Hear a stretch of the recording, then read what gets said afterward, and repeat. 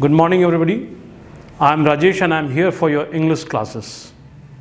Today we'll see the question on common errors and the rules associated with each question. How to solve, we'll see the rules. The first question is, I saw him before I stopped my car. पहला प्रश्न है, I saw him before I stopped my car. अब इसमें check करना है कि कोई grammatical mistake है क्या, और है तो किस स्टेज में, कहाँ पे है. वर्ब रिलेटेड एरर है, सब्जेक्ट वर्ब एग्रीमेंट में एरर है, सिंटैक्स रिलेटेड एरर है, किस में एरर है. तो यहां पे हम देखते हैं I saw him before I stopped my car. इस सेंटेंस में दो एक्शन परफॉर्म हो रहा है. एक देखा जाना आई सॉ हिम, दूसरा कार का रुकना, और दोनों ही पास्ट में हो रहा है. तो नियम यह है कि जब पास्ट में दो घटनाएं हो रही हों तो जो पहला कोर्स ऑफ एक्शन जो है वो पास्ट परफेक्ट में होना चाहिए और दूसरा जो है वो पास्ट इंडेफिनिट में. लेकिन यहां पे जो पहला वाला एक्शन है वह पास्ट इंडेफिनिट में दिखाई पड़ रहा है यहां पे, जो कि गलत है.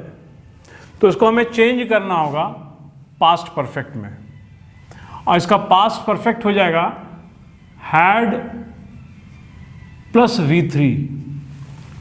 तो V3 जो है वह सी सॉ सीन, तो यहां पे हो जाएगा आई had seen him before I stopped my car. तब यहां पे ये पास्ट परफेक्ट हो जाएगा और ये वाला पार्ट बिल्कुल ठीक है, स्टॉप्ड पास्ट इंडेफिनिट. तो I had seen him before I stopped my car correct होगा इसका, यहां पे करेक्शन होगा इसमें. दूसरा सेंटेंस है by the time he reaches the station, reaches the station, the train had left. Sentence by the time से स्टार्ट हो रहा है, उसके बाद जो क्लाउज है वह प्रेजेंट इंडेफिनिट में है. तो नियम यह है कि बाय द टाइम के बाद जब हमारा टेंस प्रेजेंट इंडेफिनिट हो तो फॉलोइंग क्लॉज जो है वह पास्ट परफेक्ट ना हो करके फ्यूचर परफेक्ट में होता है. तो ये पास्ट परफेक्ट यहां गलत है, इसको फ्यूचर परफेक्ट में, तो फ्यूचर परफेक्ट विल हैव होगा, विल हैव प्लस V3. तो लेफ्ट तो अपनी जगह ठीक है. तो by the time he reaches the station the train will have left. ये सही होगा इसका. By the time he reaches, ये present indefinite है, the train will have left. Third question, by the time he reached, अब यहां पे change हो गया. यहां पे reaches था present indefinite और यहां पे past indefinite. By the time he reached the station, the train will have left, जो कि गलत है. जब यहां पे पास्ट इंडेफिनिट हो, वर्ब का सेकेंड फॉर्म हो, तो ये पास्ट परफेक्ट में चला जाता है, हैड लेफ्ट हो जाएगा.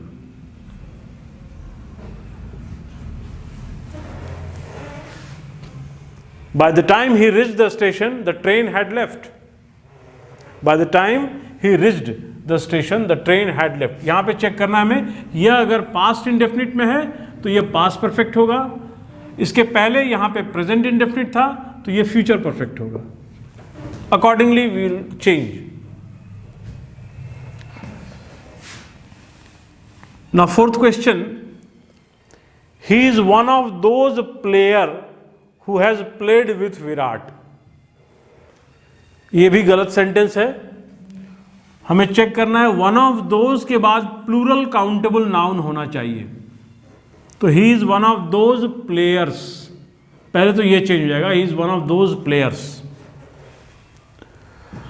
अब ये हु जो है ये रिलेटिव प्रोनाउन है हु, और ये किसको रिप्रेजेंट कर रहा है? प्लेयर्स को। तो यहां पे हैज सिंगुलर वर्ब गलत हो जाता है, इसको प्लूरल बनाने के लिए यहां पे हमें हैव का यूज करना होगा। तो he is one of those players who have played with Virat. One of those के बाद चेक करेंगे प्लूरल काउंटेबल नाउन आना चाहिए, उसके बाद पोजीशनिंग रिलेटिव प्रोनाउन का जो कि रिप्रेजेंट कर रहा है प्लूरल को, तो वर्ब भी हमारा प्लूरल होगा।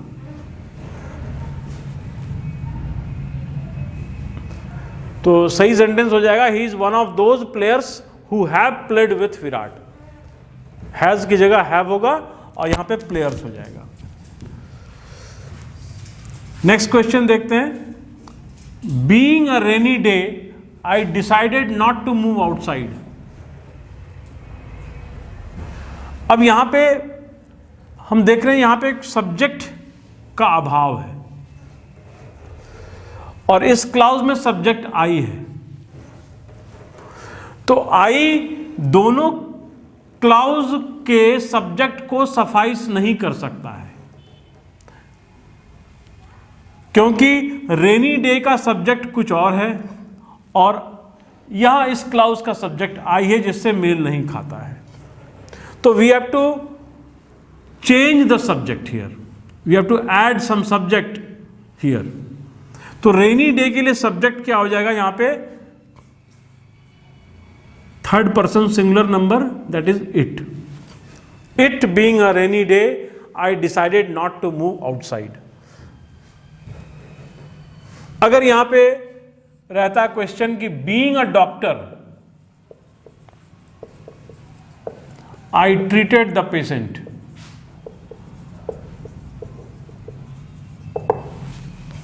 तो ये आई कॉमन सब्जेक्ट है because I am a doctor here. तो यहां पे आई जो है कॉमनली सर्व करेगा इसके सब्जेक्ट को भी और इसके सब्जेक्ट को भी, ये इस क्लाउज के भी सब्जेक्ट को करेगा और इसके सब्जेक्ट को भी। तो यहां पे कोई सब्जेक्ट की आवश्यकता नहीं होती है।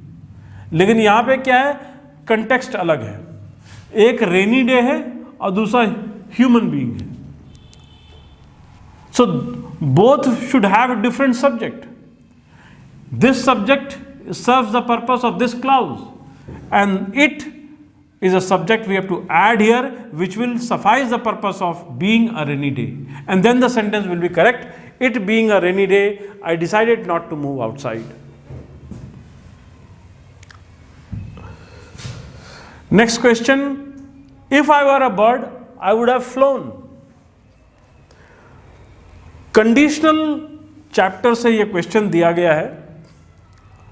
कंडीशनल का जो सेकंड रूल है अनरियल कंडीशन में, जब सब्जेक्ट के साथ कल्पना सूचक वाक्य है, इफ के बाद सब्जेक्ट प्लस वर का प्रयोग हो रहा है,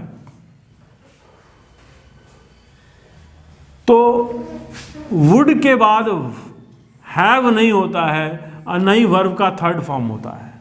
वुड के बाद हमेशा वर्ब का फर्स्ट फॉर्म होता है, तो आई वुड फ्लाई।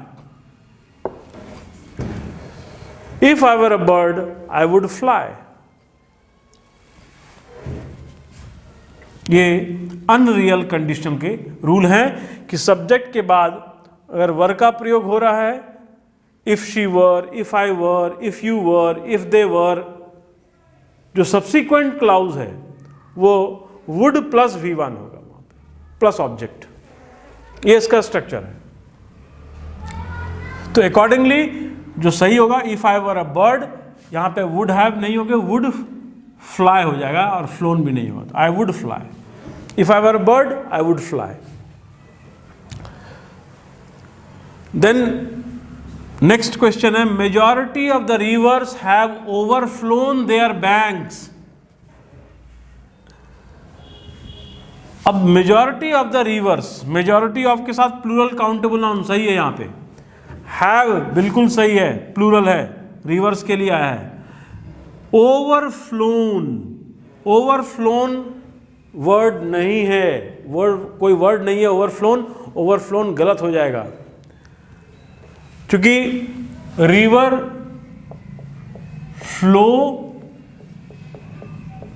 फ्लोड और तब फ्लोड, वर्ब का first form, second form, third form. तो यहां पे वर्ब का थर्ड फॉर्म फ्लोड है, तो यहां पे ओवरफ्लोन नहीं होकर के ओवरफ्लोड हो जाएगा। Majority of the rivers have overflowed their banks. तो वर्ब का फर्स्ट फॉर्म, क्योंकि फ्लो होता है first form, second form flowed and third form भी फ्लोड होता है। तो correct sentence, majority of the rivers have overflowed their banks. Next question है, suddenly I came across my childhood friend. अब याद है केम अक्रॉस का खुद ही मतलब होता है अचानक मुलाकात होना। इसका मतलब ही होता है अचानक मुलाकात होना, केम अक्रॉस। तो यहां पे सडनली का कोई उपयोग नहीं रह जाता है, तो इसको हम हटा देंगे। इसको बोलते हैं एरर ऑफ रिडंडेंसी, रिडंडेंट है वो, उसकी कोई उपयोगिता वहां सेंटेंस में नहीं है, more than required. So I came across my childhood friend correct sentence होगा, सिर्फ सडनली को हटा देना है। We will delete this word here. Why? Because came across itself conveys all you want to say. Next question. The parliament was divided over the bill. अब देखिए, the parliament एक collective noun है। अब collective noun is used both singular as well as plural, depending upon the meaning of the sentence. तो sentence कहता है कि divided, तो वहां प्लूरैलिटी होगा, सिंगुलैरिटी नहीं होगा। कुछ के मत में बिल पास होना चाहिए, कुछ के मत में नहीं पास किया जाना चाहिए, तो यहां प्लूरैलिटी ऑफ डिसीजन है, सिंगुलैरिटी नहीं है। तो प्लूरैलिटी ऑफ डिसीजन में हम हमेशा प्लूरल वर्ब का इस्तेमाल करेंगे और वहां पे वर का प्रयोग होगा यहां पे, तब जाके सेंटेंस सही होगा। The parliament were divided over the bill. जैसे कमिटी के में भी यूज कर सकते हैं, कमिटी में भी दोनों पर्पज से यूज होता है, पॉजिटिव भी हो सकता है। Committee has taken decision, committee has taken decision वहां पे ठीक है, but committee were divided on the question of representation. Why? Because there was a plurality of decision. Here also the parliament were divided over the bill. Were जो है ये plural verb के फॉर्म में यूज हुआ है पार्लियामेंट के लिए, जो कि डिवाइडेड था बिल के संदर्भ में। एक मत नहीं था, यहां पे कई मत थे, इसीलिए प्लूरल है। लास्ट क्वेश्चन देखते हैं। I didn't know what has he come here for. यहां पे देखिए सेंटेंस जो है ये पास्ट इंडेफिनिट से स्टार्ट हुआ है। I didn't know what has he come here for. So has he यानी सब्जेक्ट के बाद पहले यूज हुआ है आपका ऑक्सिलरी, जबकि ये सेंटेंस आपका इंट्रोगेटिव सेंटेंस नहीं है। तो पहले तो यहां पे व्हाट के बाद सब्जेक्ट आ जाएगा ही, और ये हैज हैड में तब्दील हो जाएगा, क्योंकि ये पास्ट इनडेफिनिट से स्टार्ट हुआ है। So I didn't know what he had come here for. ये व्हाट इंट्रोगेटिव नहीं है, बल्कि यहां से हम देखेंगे, चेक करेंगे तो ये पॉजिटिव सेंटेंस है, असर्टिव सेंटेंस है। उसके अनुसार से इसको ऑक्सिलरी को हम सब्जेक्ट के बाद रखेंगे। ऑक्सिलरी सब्जेक्ट के पहले तब आता है जब वो पूरी तरह से इंट्रोगेटिव सेंटेंस होता है। तो अकॉर्डिंगली इसका सही आंसर होगा आई didn't know what he had come here for. तो हैज़ ही गलत है, ही हैड हो जाएगा। हैड इसलिए क्योंकि यहां पे पास्ट है। तो हमने देखा 10 question where 10 important rules of English grammar was discussed. I hope you all have understood. In our further session, we will take up many more rules and along with certain questions, important questions, which were previously been asked in the examination, so as to facilitate better understanding among students. Thank you.